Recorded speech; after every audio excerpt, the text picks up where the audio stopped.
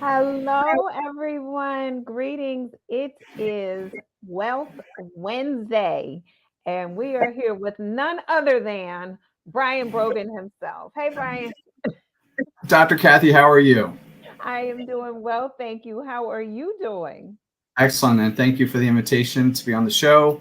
I think we got some good feedback from last time, so We sure did. hopefully we can replicate something special.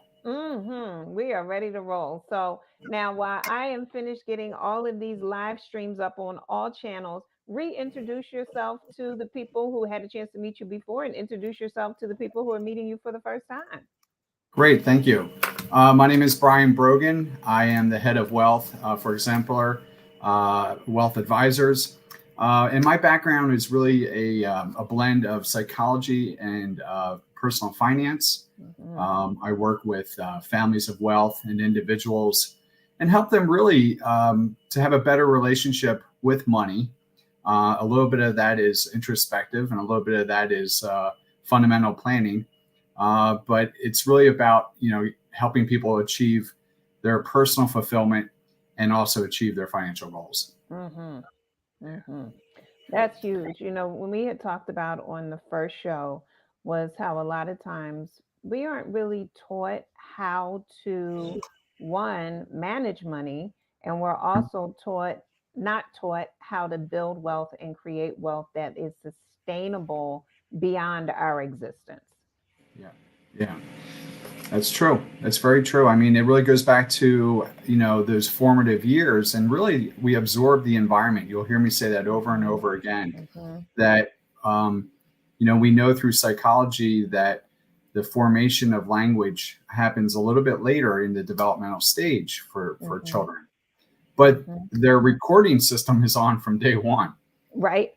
right? So and that's really their unconscious absorption of the environment. So Mhm. there's an idea that the classic idea of nature versus nurture, of course. Mhm. And we know that it's both. But what the science has really and research has shown is that the environment, if negative, can actually suppress gene Mhm. expression, Mhm. which if you really translate that to money personalities, it could have a negative effect Yeah. to your relationship and your pattern to how you relate to money. And Yes. that's what we're going to talk about today, which is really about control and about Mm. discipline. Mhm. And as you and I, as we get older, we understand that discipline is actually a good word, not a bad word. Come on, wait a minute. You gonna make look. First things first. I always tell my people, make sure you have your pen and paper ready. All right. So I am a Yep. teacher, but I'm also a student. I Yep. encourage you. Brian is the same. He is a teacher, a faculty, a professor. I call him all types of things. Yep. He's an educator, and that's both. Yes. We are both educators. Yeah, we're But both we're professors. also Yep. right. But we're also both students because Yes. we know the value and the importance of learning. Brian and I go all the way back to at least the fourth grade. That's right. So I know our teachers who are watching us are giggling as they're like, these two are the ones. Well, they're not surprised by you at all. They would be more surprised by me. Let's just be honest, okay? They're Let's just thankful be. for my That's a nice way influence. of saying, yeah, I understand. They're proud of Yeah, the influence that we've yeah. had. Look, so, but here's the thing about it is we are always open to learning and growing. Mhm. And that's what JJ Hannah is cracking up. So she's like, and so it's important that we take this time to pick up the pieces that we might not have gotten along Sure. the way, Yeah. right? And there's so much information out there, and there's so many people who are giving you tips and strategies. And many times we only take it from those people who we trust, Sure. right? Yeah. And you are well educated in this, you are well versed in it, and you've been employed in different roles to help people in this way. Hmm. And so, and as you mentioned, it is about self control, it is also about self awareness, Huge. and it is about discipline. and Mhm. building that discipline and building a life routine that is working for you in the present as well as in the future. Yeah. Yeah, I love that. That awareness part is huge. I mean, Mm-hmm. EQ, emotional intelligence. Warren Buffett was famous for saying, once you achieve a certain level of intelligence, 120, 130, whatever. It's not about, the 160 IQ beating the 130. It's about really the one who has the most emotional discipline, Mm-hmm. right? So we go to Google, all of those technicians, they're all very bright, but it's the Mm-hmm. ones that can really have it, to your point, a self-awareness and be able to, and what is EQ? EQ is an understanding of your own emotional state at any given Yep. time, but Yep. also be able to recognize that emotional state in other people. Come on. So yeah, it's not totally narcissistic. It's really having that kind of understanding of your emotional state, Mm-hmm. um, and how that intertwines and how you interact with interpersonal relationships. That's why good leadership, as you know, these great leaders have innately and learned about their own emotional awareness at any given Mm-hmm. moment.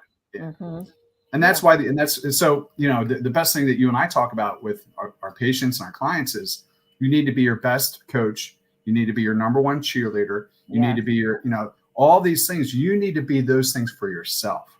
Yep.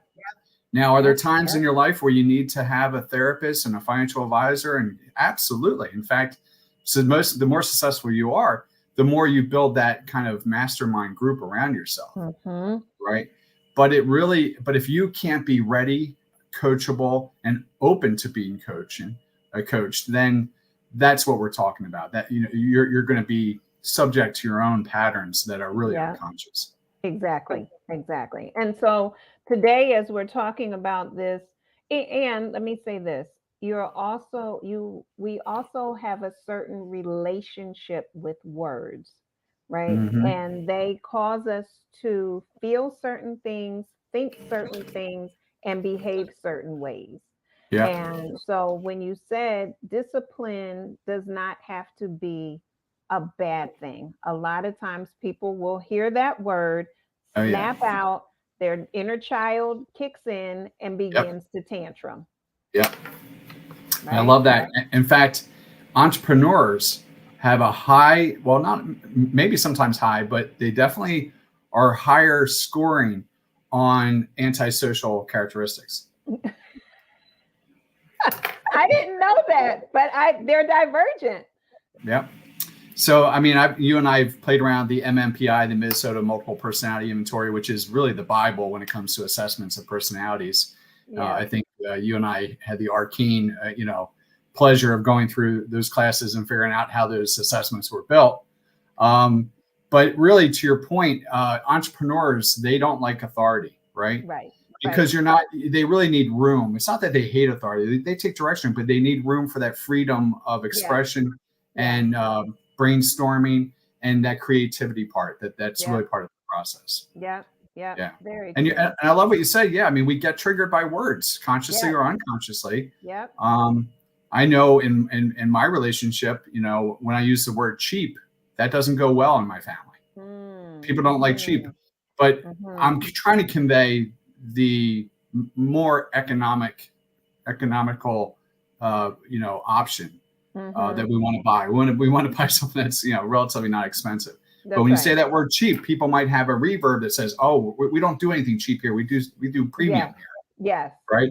You're So absolutely even right. married couples and how they talk about it, what they're doing is they're bringing that language, that jargon from their tribe, Mm-hmm. um, to the current situation, and this is why it's important to have these discussions as couples and families, so Yes. that you're on the same page. To your point about Come language, on. about triggering, and that meta communication, what Mm-hmm. is said without being said, which is the inference, which is majority of relationships of how people Mm-hmm. communicate is really through inference.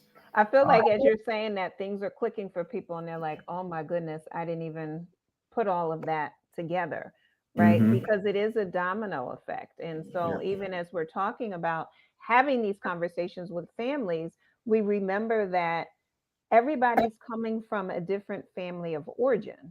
And Yes. so you're bringing your money mindset and your, as we talked about in the last show, your financial DNA. And for those who didn't catch the last show, be sure to go to my Ask Dr. Walls 525 YouTube page, look at the Wealth Wednesday, and in the write up, there's a link for finding out your financial DNA. So if you haven't done that, be sure to definitely go do that. And of course, listen to the show. But right, we have to look at the mindset that we're coming with. And then as a family, we're blending this mindset. And Yeah, we want to make sure that we're blending it for the greater good of all. that's right. And that takes conversation. Yeah. And because really, the goal of all the work is we're trying to be the best version of ourselves, right? Yes. Yes. And then you've heard these things about fake it till you make it, right? Mm-hmm. And I totally am a believer in that. I've teach Mm-hmm. and study, entrepreneurship and about, stepping into shoes that are a little bit bigger than yourselves so you can Mm-hmm. grow into them. And that's okay. Mm-hmm. It's very different from imposter syndrome. I like Which- that. Yeah. You need a little bit of fake it to make it, or else you're never going to grow into a role. Mm-hmm. But if you really translate that to financial lives, some people are overindulging, spending more for clothes or spending more for a lifestyle or spending more for a car, thinking that is an image of what they want to become. And it's a fine gray line, because that's actually, classic example is real estate agents, right? Because they had to drive, traditionally they would drive their clients before the internet, drive their clients around to every home to see, and they needed a nice car. So they needed to show a level of wealth, right? And I would say this would be true traditionally for financial advisors. So it's interesting. Would you trust a financial advisor who showed up in your house in a hoopty versus, a brand new $90,000 Mercedes Benz? Right? Give them a moment, because they're laughing at the fact that you Right. said hoopty. Oh, yeah, absolutely. Absolutely, right? There's a Philadelphia definition for that, by the way. But it all depends on how you're looking at that. If that person has a $4,000 car that's paid off, then they have money in the bank. That's right. The person that's having the $90,000 Mercedes is struggling to make $1,000 payment, and they have no money in the bank. So you get this idea of what they used to call, cash rich, house poor, or in this example, cash poor, car rich. That's right. Right. That's right. There's a message for you. Yeah. And so listen, I love cars. That's why I'm talking about this, right? And I know my behavioral finance around cars. I suffer from sunk cost fallacy, which is basically, I like to put good money after bad into cars. And that's a no-no. It's a big no-no when it comes to cars, because why? Cars are a depreciating asset. That's right. But it fills the bucket of personal fulfillment and fun and a hobby for me. So when thinking about money that I would spend on hobbies, that would be my only hobby. Like getting new tires is a big deal for me. I'm like, woo, I'm so excited, Right. So I love cars, and that's why I love washing and maintaining, and nothing crazy. So this idea of wants versus needs, and we're going to talk today about why you shouldn't budget, right? Yeah. And so it's a play on words, really. You should budget, but you should not call it a budget. You should, because of those word triggers, right? Yes. So if I ask you to go on a diet, what's right. the first thought you're going to have? No, that's right. Yeah, go jump in a lake. Forget about it. I'm going to get a cheesesteak, right? I'll be right back. You just made me hungry, right? Exactly. And that's, you tell anybody, and think about entrepreneurs that have that anti-authority, someone telling them to do something, right? And So I feel restriction. As soon as you say that, I feel as though someone is restricting me, and I refuse to be restricted. Yeah.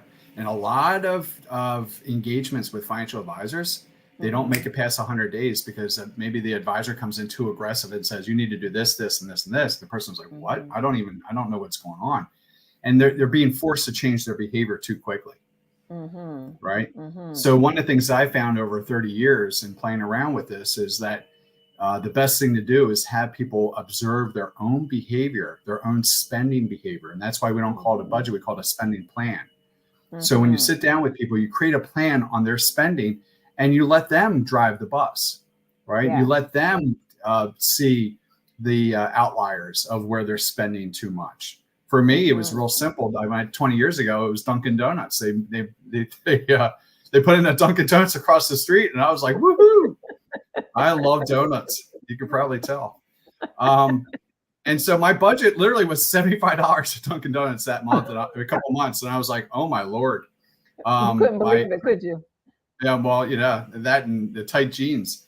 And so I put myself on like a $25 budget. And so I'm not saying no. I'm just saying it needs to be. You put yourself on a $25 spending plan. That's right. And so my want still got fulfilled, right? It just wasn't fulfilled to my detriment in a financial plan. Yes. Right.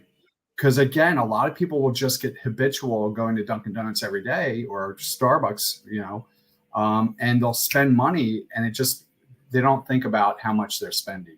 David Bach talked about this with the latte factor and all that many years ago.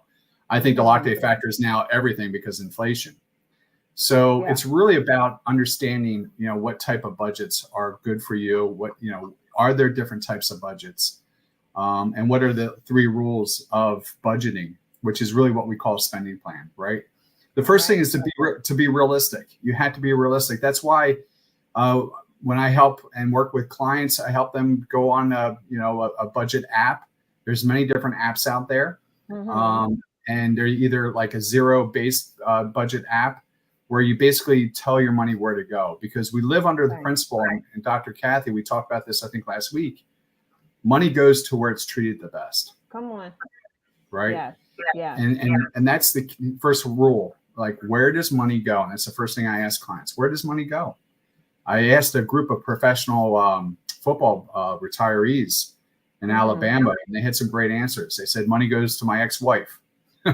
Money goes to my exotic car. Money goes in the fire. One guy said fireplace. I thought that was interesting. And so like money goes, it will literally run away from you if you're not a good steward of it. If you're not taking care and creating a good home where you protect it, grow it, and nurture it, right? So money will go to where it's treated the best. Yeah. So the best thing to do for us is in creating a spending plan, which is really a roadmap that guides decisions about where each dollar of income should go. Should it go for future spending, current spending, or past spending? Right? So these are interesting things to think about, right? Yeah, I think it is. I'm going to jump in real quick. If people were to just take a moment today and create that chart, right? Future spending, past spending, current spending, and see where their money is going. Because I know there was a time in my life where a lot of my money was allocated towards past spending. Past spending. And what's another word for past spending? Debt. Debts. But see how we changed it? We changed the word to past spending to make us feel a little bit better. Because really a debt is either a good debt where we were okay with making that decision, or it's something that's plaguing us, like going out and having a great time, or buying clothes or gasoline, things that we've already burnt and used up. Yeah. And that's where it becomes something of a burden. Yeah. And that's very true. And then a lot of times people get scared of that number, or they get scared because they don't want to tally it up and look at the total of it. They also get embarrassed by the amount.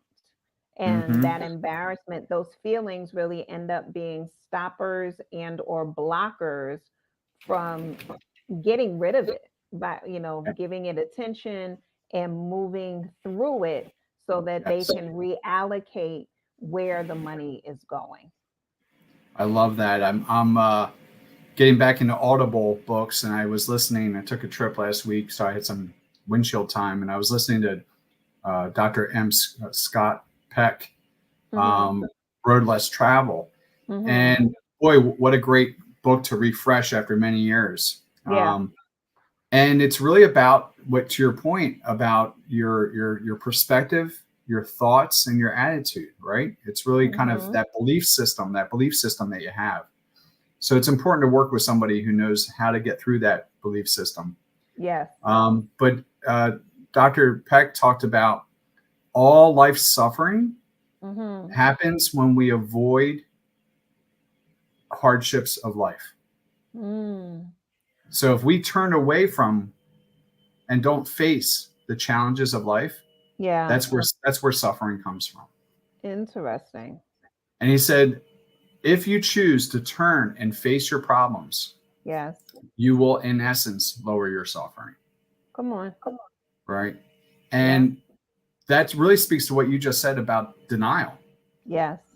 And what we need to say to everyone who's listening is denial is actually an incredible human defense mechanism Mm-hmm.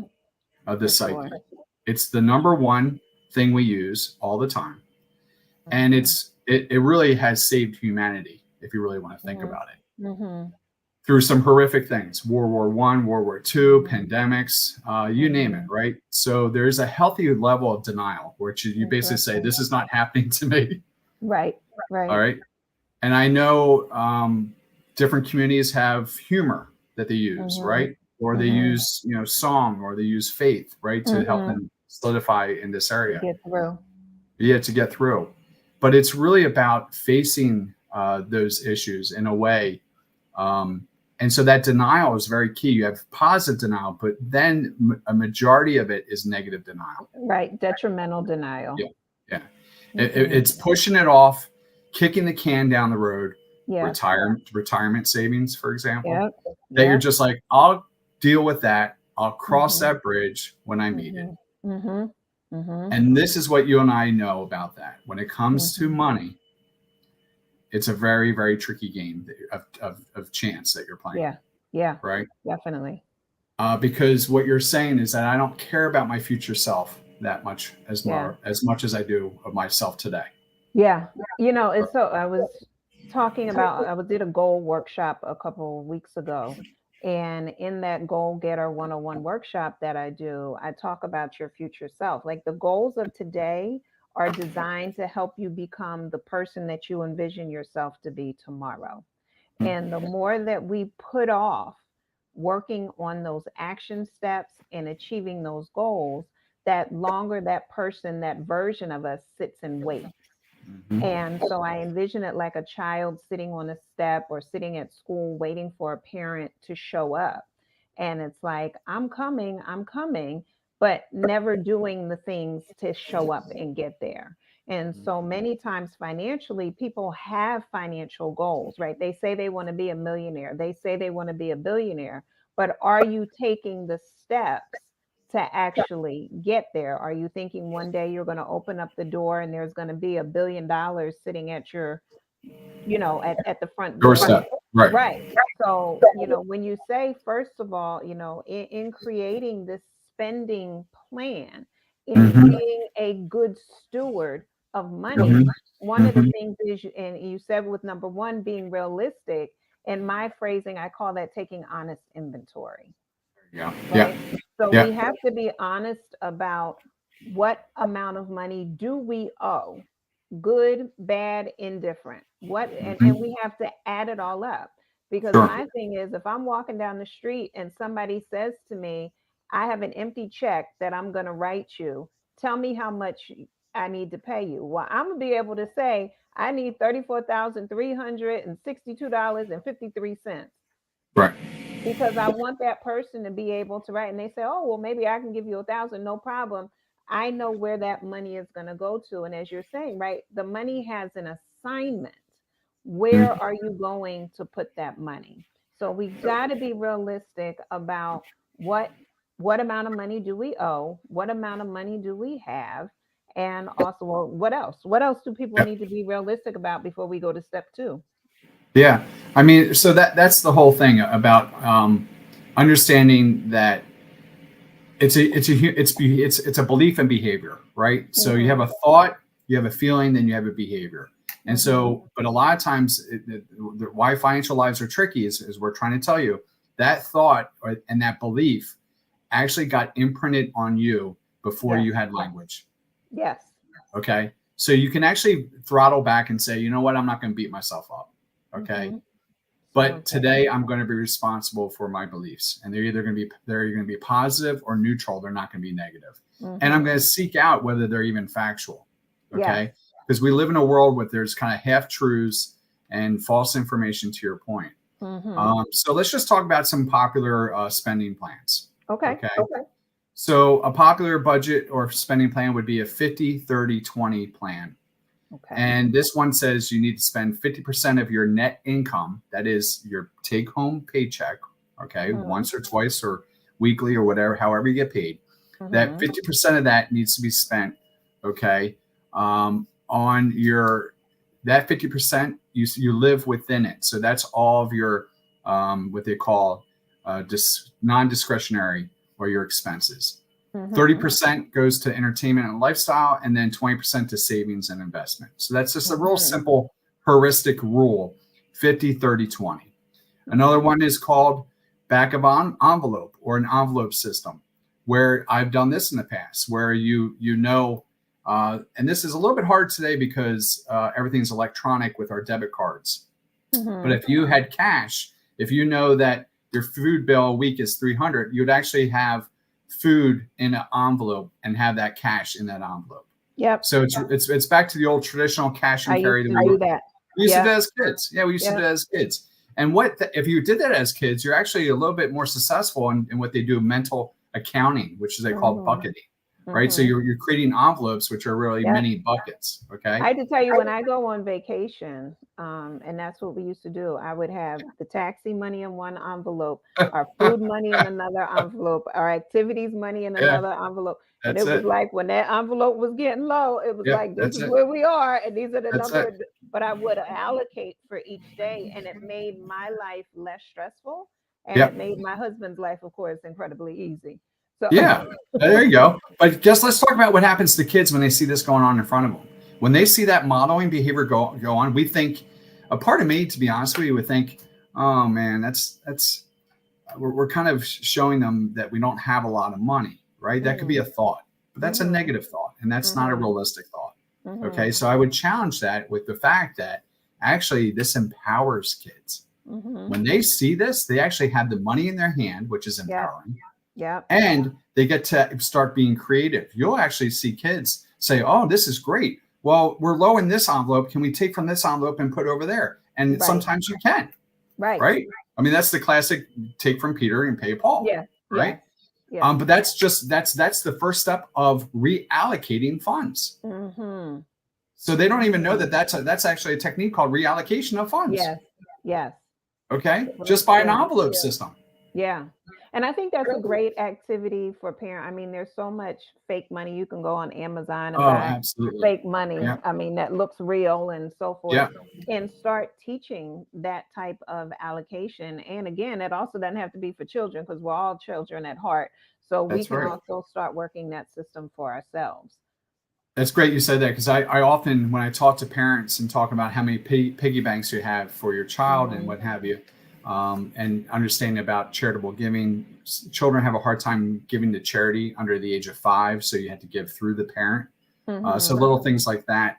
But I used to roll coins with my children, and it was no cell phones. It's literally a good 35-40 minutes being on the floor, eye level to your kids, and really having an empowering time, because what you're doing is you're teaching them about the power of money. And you can use that time to answer questions about money, And so you have the 50-30-20 back of the envelope.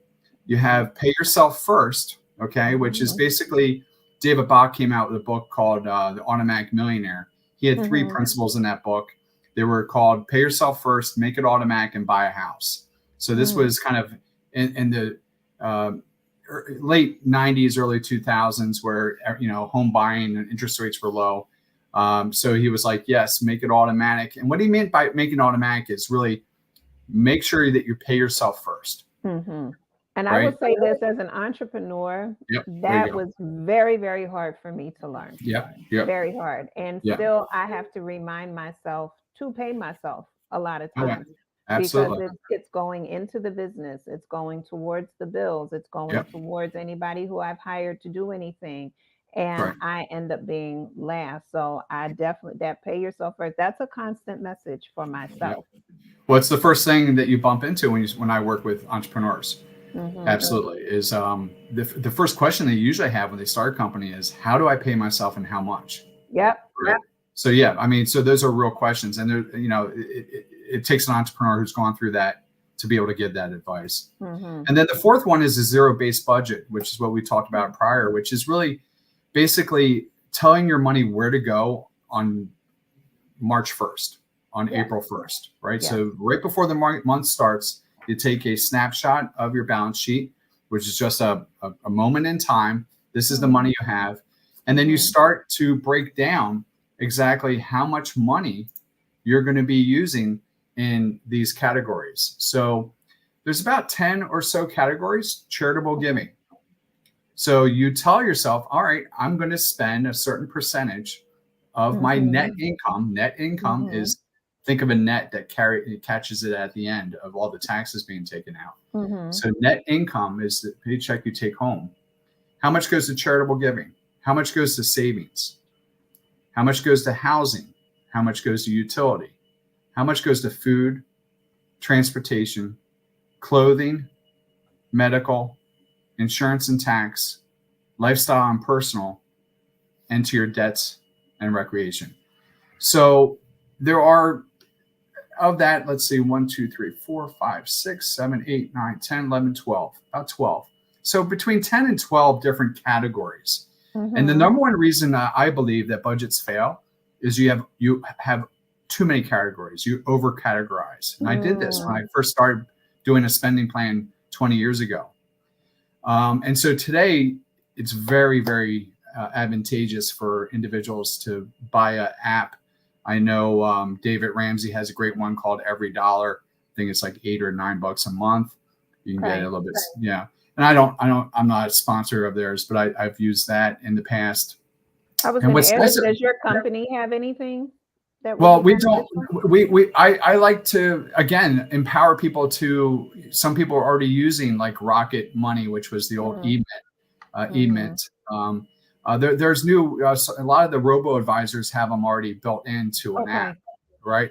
Yeah. So some of them work and some of them don't. But you had to educate yourself as to good data going in versus good data going out, right? So it's the classic example.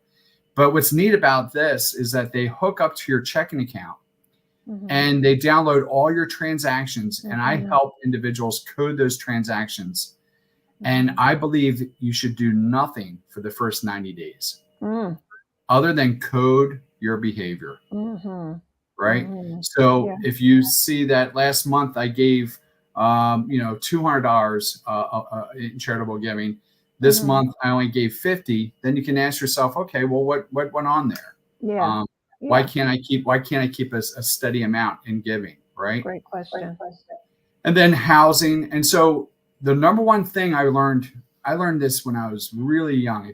I gravitated toward this idea that I always knew I wanted to be in business. I heard this idea that business owners, the goal of a business owner is to take all their expenses and make them fixed expenses. Now, why would I really hold on to that belief? Like, why would that get me excited as a young man? It's really because it's the variable expenses that will kill a spending plan. Yes. Okay. It's the unexpected, unanticipated bills that get hit with, right? Yep. And so people are like, Brian, I've tried to do a spending plan and then I get hit with something, right? Well, here's what I want to tell you, okay? After reading hundreds and hundreds of personal finance books and being trained and licensed and all this stuff, I think it comes down to almost kind of a universal law or spiritual truth, to be honest with you. Okay. Which is, as soon as you take a positive step towards your financial life, you're going to have something try to pull you back. That's right. Right. And literally try to pull you back into old ways of thinking and behaving and feeling. And they want you to give up the new venture. Right. Of being loving and respectful to yourself in a financial prudence. Come on. Right. Yes. And so time and time again, I donuts to dollars. I'm telling you, every client I've worked with, I would tell them, okay, be careful, because you're taking some really big steps and positive steps to improve your financial life, because you're paying attention to your money That's You're right. telling you're telling your money where to go and what to do, That's right. That's right. and you're demanding a high level of respect around money. As Mm, soon as you do that type of vibration, which is a new frequency, yes. something's going to try to pull you the other way. Right. The And turbulence. so I'll get calls, Brian. Fantastic! I got a flat tire. It's going to cost me $300. Isn't that Right. great? And I train them to think it's great because it's Yes. confirmation that you're on the right path, Come on. right? Well, I stay on the right path then. Look. Well, here's the thing. It's just like, and this idea, just came to me. A download just came to Come me. on, download. We're ready. It's just like the scene from Tom Hanks's scene when he was stranded as the on the island, right? I forget what Wilson, Castaway. right? Yeah, Castaway. Mhm. It's just you had to get past the breakers. Mhm. So Mhm. when you start your financial life, you had to get past those breakers, and it takes a lot of wind. Tambourines, y'all. Come on. It takes a lot of wind, and it takes a lot of oomph, a lot of momentum to get you over that big that wave. Okay. Yes. And then once you're over it, though, it's pretty good, right? It's a little bit more calm until the next one. And that's why you level up and you level up. Yeah. But I'm here to tell you, once you're on that path, a prudent financial decision always leads to another prudent financial decision. That's been my experience. Yeah, as you were just saying it, you're getting yeses in the chat. I don't know if you can see them. So, and also over on the Instagram side of the world, people are saying thank you so much for this information. It's so important. Um, just as you were saying, right, get past the breakers. When you learn how and break your spirit, break your behaviors, break your mindset, right? These are all the different types of breakers that can exist. Break your new habit, break your routine. And so you have to, this goes back to what we talked about at the top, your self-awareness, your self-control, your Self-love. discipline, your self-love, right? Because when you learn what you need to do to get past the breaker, then it's just rinse and repeat. Because the next wave that comes, the next breaker that comes, you're going to utilize what you just learned on how to get through that major big breaker. And then that next wave doesn't seem as challenging. It doesn't seem as hard, or you don't even notice. I mean, how many times have we been in the ocean, right? And that first big wave comes and you're either trying to jump over it, swim through it, you might get dragged by it. But then the next one comes and you're still standing there talking. You don't even realize because you've learned how to stabilize yourself in that moment, and or you've learned how to navigate that breaker. Absolutely. Yeah, no, I think, and to your, and it's a great analogy because money is currency. It's fluid. It's money flow. Yeah. Right. It flows. It goes from one place and it's very fluid. That's right. So, yeah, I mean, the idea of the empathy gap, which is in behavioral finance, which is really, you and I talked about that future self and setting up goals. But until you really realize that, yes, my time is precious, my money's precious, my energy is precious, my thoughts, everything around that's precious. When you start to really care for yourself, and then you start to have this relationship with your future self, okay? Which a lot of people have not even taken 5 minutes to even think about their future self, right? Yeah. And if you do that, you start to say, it's a lot like inner child work that you do in psychology, but you're doing it in the future. You're like, how would I interact with myself? What do I want for myself, right? Yeah. And when you actually have a care for your future self more than your care of yourself today, you're winning. You're winning. You're winning because now you can take the hard choices and make the hard decisions of discipline, which is sometimes mostly comes in the form of denying yourself. Yes. Okay. But in a good way. Yes. Okay. You're denying yourself for your future self. That's right. And so there's so many words here that, as we talked about earlier, become triggering for people. And I want people to really write these words down and assess honestly, what is your relationship with this word present tense? And how can you reframe and have a different association with this word? And Mhm. so, as you talked about discipline, that triggers a lot in people about Mhm. upbringing and what discipline meant in the home, at school, in society, right? Because we have to look at the culture of our association with words, gender, race, ethnicity, Yeah, all of I these love it. words, right, are triggering. Discipline, yeah, discipline is not punishment. Right. And so, accept that and establish a new relationship. Routine is also another word that we have to look at. The word that you just mentioned, or rather, the definition of the word that you just mentioned, sacrifice. Hmm. That is a word that is very triggering for people. A lot of times it gets associated with, I have to give up something. But Hmm. understanding that sacrifice is giving up something temporarily for something to gain something greater, Yep, right? absolutely. And Yeah, so, to your point, the future self, right? yeah, Being so in love with your evolving self yep. that you are willing to provide what it needs in order to Hmm. get there, right? I have a lime tree. I want the limes. This means that Hmm. I have to tend to the seed, right? Hmm. I have to keep tending to the plant until Hmm. the future, which is the Hmm. lime, actually shows itself. That's it. That's it. Yeah, the maintenance and the care. Yes, Absolutely. yes. Yeah, and it's interesting because yes, we all have these, internal things, and that's why it's important to work with somebody to help you get over these false beliefs and These challenges. breakers. Yeah, these breakers of sacrifice. But it's interesting, when you really look at charitable giving, right? People are like, Hmm. well, I don't have money to give. Well, you don't. How about you don't have enough to not give, right? Hmm. You, Hmm. so these are all, I'm here to tell you, these are universal truths. Yeah, Money goes towards treat the best. So if you're yeah. giving money to less fortunate, you're opening up for money to come to you, Hmm. right? If you're Hmm. sacrificing for tomorrow, then you're going to Hmm. get opportunities today. Hmm. This is a classic: one door opens, the other one closes. Hmm. You had to be able to, and it is very spiritual, but it's done in a very fundamental way. I can get people to, believe these universal truths just through a spending plan, Yeah, because they yeah. go, wow, I didn't know that could happen. Right. It happened because to your point, you nurtured it, you tilled the soil, That's and right. you worked around it. And Yeah. so the Pareto principle of 80-20 is Hmm. it's the Gospel of Matthew. It Hmm. basically talked about why wealthy people get wealthier and poor people stay poor, right? Hmm. It's because they're the parable of the talents, right? With the guy with the Hmm. 1,000 coins, he buried it because he was afraid. Hmm.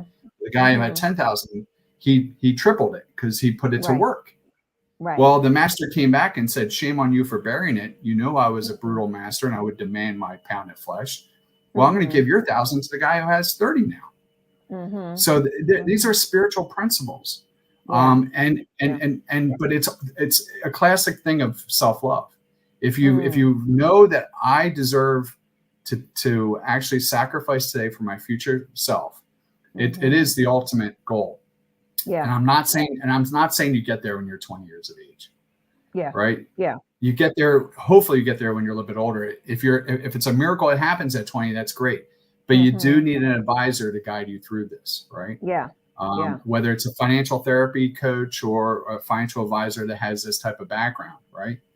Because the Hmm. first thing that a good financial advisor will do before even a spending plan is address your risk, Hmm. right? Hmm. Because they know you can't go on a journey if you don't have gas in the tank and good tires, right? Right. So So these are so preventative measures as well. yeah. So the first thing we is risk addressing risk mitigation, Yeah. life insurance, disability, home insurance, car insurance, right? Hmm. Hmm. Real life stuff, right? Yeah. And I'll start with one little thing, which is most people's car insurance are on a 1530 uninsured overinsured, which Hmm. is a real wonky line item, I know, Hmm. but most people should have 100 to 300,000 hours of uninsured. Why? Yeah. Because if you're in a car accident, it's one bill at the hospital is going to be $50,000, Hmm. Hmm. right? So you're going to be out of pocket to that, right? Right. So just one simple thing. Is it going to cost you a little bit more on car insurance? Absolutely. Especially today, because now they're increasing rates left and right. But that is caring for yourself and another person, and you're driving around, right? Just little things like that. One good financial decision leads to another. Right. So And let's see what else. As soon as you do that, guess what happens to the universe? You get more opportunity. You get more opportunity for wealth. That's right. And more opportunity for wealth, and more opportunity to implement what you've learned, more opportunity to manage it. So what else do they need to know? So they are not creating a budget, because we're shifting mindset and we're creating a spending plan, which is giving us permission to spend, as opposed to making us feel restricted from spending. But we are managing the money, because the money is working for us, and we're allocating it. We're literally telling it what to do, where to go. So now we're looking at, so you mentioned 10 different places, or whatever your next step is for them. Go ahead. So what's interesting is we have the combine, the NFL combine going on right now. And so you see these incredible athletes. And what they'll do is they'll run them through some drills, right? And the real good, coaches who've been around the sport all day long can see very minute, tweaks that makes adjustments that, well, this person's better than that because they did this. They turned this way to the ball, right? So it takes a trained eye. So when you first get in, the reason why I tell people not to change any of their behavior for 90 days is that I'm watching them. I'm watching their behavior, and I want them to watch their own behavior. Yes. Right. And as soon as they're watching their behavior for 90 days, they will come back to me and Brian, I can't believe I'm spending this much money on this. I don't even need this. Right. So do you see that I don't pose this on them? They instinctively say, yeah, it would be more prudent if I did this. That's right. That's right. And so that's really the key in this environment. The first step, and you've heard this before, this is not rocket science, is to have a rainy day fund, an emergency fund. In this environment, with the work environment now of unemployment, the classic is 3 to 6 months. I think it's longer than that. I think you had to have 6 to 18 months of income saved. And so that is a big deal, because I want people to be able to protect themselves if they lose their job for whatever economic reason that happens, or some pandemic or something, right? Yeah. So that is a great goal for somebody in their first year, is to save enough so that they feel and they can sleep well at night. Because at the end of the day, most financial planning is about addressing that fear of sleeping well at night and being able to say, okay, at least if this happens, at least I'm covered. Yes, right. Being at peace. And so one of the things is again, taking honest inventory of what do you need each month? Because if we're saying to save enough for 6 to 18 months, you have to know how much that is. That's right. So looking at, as Brian's saying, take honest inventory of your spending over the next 90 days. And so we're talking about really coming up on June 1st. If we take a look, let's see. Let's take a look. What is 90 days from now? So 90 days from today takes us to June 4th. Yep. All right. So if we were to take honest inventory of our spending from now until June 4th, and for those of you who are listening who are in my Goal Getter 101 troop, you can be sure to add that as a goal for yourself. All right. And so I'll introduce the second. So the first thing is the spending plan. The second thing is one of the words I love is discretionary income. Okay. Now I'm going to geek out a little bit, but that's okay. The goal is non-discretionary and discretionary, right? Which really goes back to your wants and your needs. What is it that you need, right? And people are having this conversation now, probably for the first time ever, because inflation is so high. I mean, inflation is not the CPE and the CPI.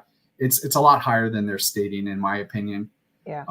And we feel this. And it's interesting they don't even measure gas and food in the non-core.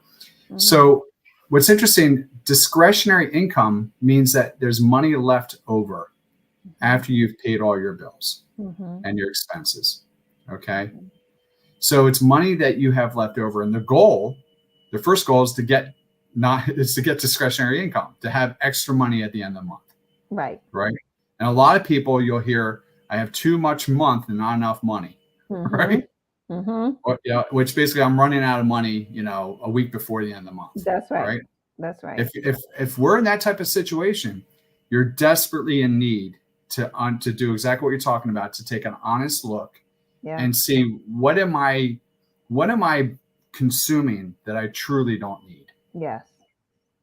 Yeah. And I'm here to tell you, when you start this journey, you are in the journey of what? Becoming a financial adult. Right. And so part of this work, and please don't take this the wrong way, is helping people become emotional and financial adults around money. Yep. Okay. And what does it mean what does it mean to have financial and emotional adulthood? It means delayed gratification. Yes. Right. You're not which I raise my hand, and I admit that's really hard to do. It's really hard to say no today for something yes tomorrow. The classic, I'll pay you today for 2 hamburgers on Tuesdays. We had cartoons growing up about this, right? Instant gratification. And I'm very, very worried about the younger generation, because every generation, kind of lives for today, but they actually have an acronym, YOLO. Right. Okay. That's the first side. They actually have an acronym for it. Right. And, if you talk to anyone from 16 to 25, they have this very apocalyptic viewpoint of life, which is terribly, terribly sad in their youth. Yeah. So it's very important to understand, even if you feel like the world's going to end tomorrow, you still should save for when you're retired. That's right. Right. Because what if it doesn't end? Right. Right. It's almost like you're banking on it to end because you don't have your savings, right? Right, exactly. Yeah. And the world as you know it will end because you don't have anything going That's right. forward. Yeah, that's it. You're in self-fulfilling prophecy, right? Exactly. So you will create your own future. Yeah. And I rather be on the side of the fence of self-love and emotional maturity and financial maturity, because that will empower me to make better, to have choices. That's right. Because in this path, if you make good financial decisions, they lead to better financial decisions. And what that eventually means is that your universe opens up to possibilities around money. Yes. And to the point, as you talked about, a lot of financial principles being scripture based. I think about 7 years famine, right? 7 years feast. And then once you move into your feast stage, in the event of a famine, you don't even know that you're in it, because you're feasting, you built so much up that you do have that 6 months, 12 months, 18 months saved away to carry you through. And to your point also, right, we never thought that we would live in a pandemic. Many of us did not think that would happen. And when that pandemic hit, how it hit people's businesses and livelihoods and so forth. And so if you had not prepared, if your oil lamps weren't filled, right, you then ended up dealing with all of the emotional as well as the mental repercussions of the new reality. And we didn't know how long that reality was going to last for. A Beatles song popped in my head. All right, let's hear it. Dear Prudence. I don't know that one. It's a great one. It's a beautiful song, right? I'll have to look that one up. It's a beautiful song. Okay. So Dear Prudence, right? So Prudence, growing up as Generation X, you almost think prudence was a bad word, right? But the definition of prudence is the ability to govern and discipline oneself by the use of reason. Skilled and good judgment in the use of resources. Money is your resource. Yes. Having prudence is the ultimate characteristic of financial maturity, right? That delayed, when you have prudence, if you strive for prudence, right? It's not about being a miser, being cheap with your money. It has nothing to do with it. Okay. Being prudence is being responsible and allocating those resources in a reasonable way. And when you get there, you're not doing impulse buys. That's right. Because That's it's being governed by your reason, not your emotions. And this is coming from a former redheaded Irish, very emotional person. I wear my emotions on my sleeve if you haven't figured that out yet. So that's why I've needed behavioral finance in my life. That's why I needed, my wife to show me the Excel spreadsheet when we first got married so I could be disciplined and work on that discipline, right? That prudence. And prudence doesn't show up automatically the next day. It's a journey. Right. It's a journey that you build. Right? Yeah, it's a muscle that you build. Yeah. And so to your point about once you're over those breakers and you're ready for the next wave, which is going to be bigger, you're going to be able to handle it because you have that experience, but you have built that muscle. Well, in psychology, you and I know we learned about low frustration tolerance and high frustration tolerance. Yep. So the goal in finance is to have a high frustration tolerance around your finances. And that only comes by building that muscle and building a team around you that you can turn to a resource and say, Brian, I don't understand. I had this property I need to sell. How do we do this in the most prudent way? Yes. Right. So yeah, this is the journey, right? That's why financial advisors are really becoming life coaches to a certain degree. The real good ones have always been that way. Yes. Right. Yes, not just pushing product or saying you should get into a stock or mutual fund or whatever. Those things are appropriate because you need those to match your goals in order to achieve them. Yes. But it doesn't start there. It starts with understanding your personality, understanding your history, your family of origin, your money personality, and then assessing how young you are or how mature you are in your financial life. That's right. And you're talking to somebody who's done this work on themselves as you've done this work on you. And that's you want a player coach, right? Yeah. You want somebody that's been through that's what I'll say about that. Yeah. And I love what you said, because so many times, right, when we think about maturation and we think about development, we think about our physical development, right? Our feet growing, us getting taller and so forth. We think about our intellectual development, shifting from being concrete thinkers to abstract thinkers. We think about our emotional development, and we think about our social development, friends, networks, and so forth. But we don't think about our financial development. And a lot of us stay young in that space because we're not actively working on it. And many times people will say, well, I'm bad at math. And so they stop at their third or fourth grade teacher who made them give mad. up. They give up. Totally give up. They give up. And it's like, no, money is something that is going to be, whether it's shells, coins, cash, whatever, it's going to be a part of an economy now, digital, right? It's going to be part of an economy. And it's something that we need to build a healthy and effective relationship with. Yeah, because it equivocates to your self-worth. Yeah. I mean, it really is part of that. It's the holistic part of that. So, this is a great journey for people to be on. Yeah. And I just encourage people to take that first step.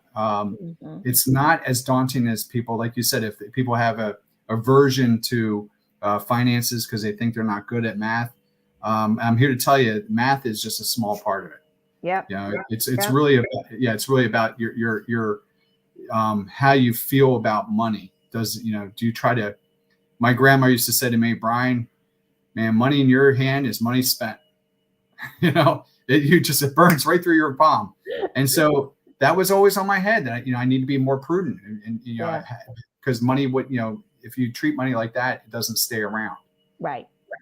So it's about creating that home and then nurturing yourself to grow together with it. It's a symbiotic relationship. It really is. All right. So we are at the top of the hour. Tell us this. People, if they are interested in working with you, learning more from you, what is the best way to get in contact with you business-wise and so forth? Sure. I think you have my information available for everyone at Brian Brogan at exemplar-wealth.com. And they can reach out to me. I'm on LinkedIn also. And if I'm available for, nonprofits to come and talk, public speaking. lunch and learns. So it's not necessarily a fee for service as far as there's a charitable element also for people who want educational resources, which is excellent. Yeah. So I welcome anybody to reach out. And as always, I put it in the write up, so you can always come over to Ask Dr. Walls 525 on YouTube, look in that write up, and there'll be a link for him at the bottom. For people who are not a part of my Goal Getter community yet, I encourage you to definitely come on over to goalgetter101.com. Can't get any simpler than that. Join up, send me your email, and there's a free goal tracker on there that you can get, which there's also where you can create a financial goal. Like Brian's giving you the homework and he's saying, track yourself for the next 90 days. Give yourself to the 1st of June. It's a little under 90 days at this point, but you can take a look and see what you've been spending the last couple of days and really start to understand your financial spending as you're creating and giving yourself permission to have this spending plan. Right now on the Goal Getter 101, in the Goal Getter 101 community, we are doing a 100-day goal challenge. We are on day 20 today, and I send out daily emails with tips and strategies and suggestions so that you can achieve your goals and tasks. So definitely be sure to sign up, get those. I try to make my emails a little entertaining, so be sure to get those. And Brian and I will be back next month, and so be sure to be on the lookout for Wealth Wednesday. Any closing thoughts that you want to give them, Brian? Yeah, there's a coding category that you and I will put in the links so that people have that. And if they have any questions as to what are some really good websites that they can download or apps they can use, I'd be happy to share that information. Fantastic. Brian, thank you as always. You are fantastic. Kathy, thank you so much. Great seeing you. You too. All right, everyone. Until next time. And actually, for me, that'll be tomorrow. So you can join us on the Sisters for Harmony podcast at 7 p.m. Eastern Standard Time, where we will be interviewing LaShayla Shay Dawson. And it's perfect. She has a history as an athlete in basketball, in the NBA, in the WNBA, in collegiate and high school and middle school and so forth. So I'm like, what better way to kick off Women's History Month and March Madness with Shay Dawson. So y'all get ready for the Shay Dawson experience tomorrow night, Thursday, March 7th at 7 p.m. Eastern Standard Time. Until we meet again, happy Wealth Wednesday with me and Brian Brogan. As always, God bless and continue to live your greatest life. All right. See ya. Bye-bye. Take care.